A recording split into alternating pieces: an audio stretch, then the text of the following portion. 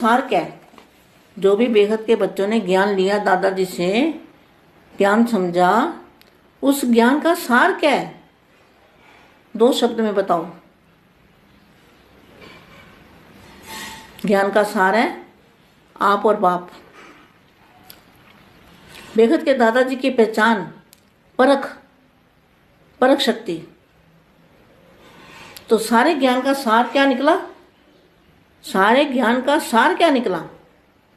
सार है बाप और आप, एक बाप दूसरा ना कोई।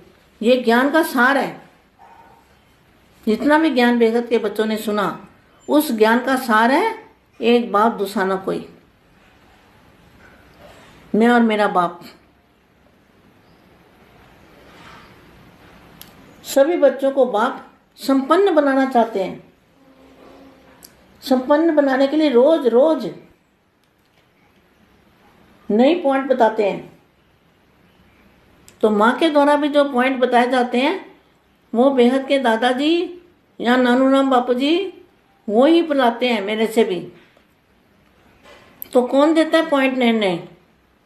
नए पॉइंट बच्चों को संपन्न बनाने के लिए। नए पॉइंट रोज रोज भिन्न प्रकार से पॉइंट बताते रहते हैं। और सभी पॉइंट का सार है।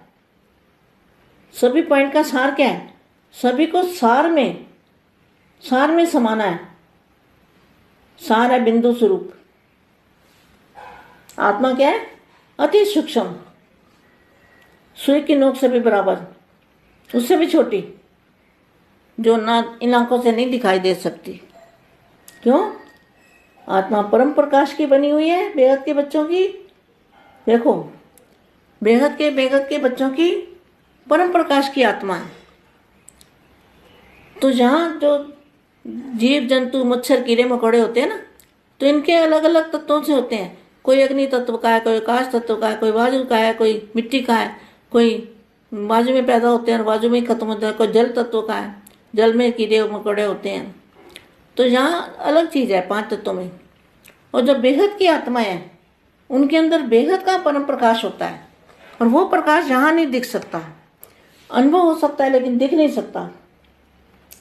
तो सभी पॉइंट का सार है, सभी को सार में समा बिंदु बन जाना है। यह अभ्यास निरंतर चलता रहे।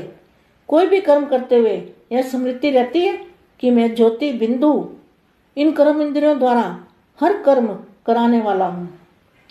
यह पहला पाठ स्वरूप में लाया है क्वेश्चन मार्क।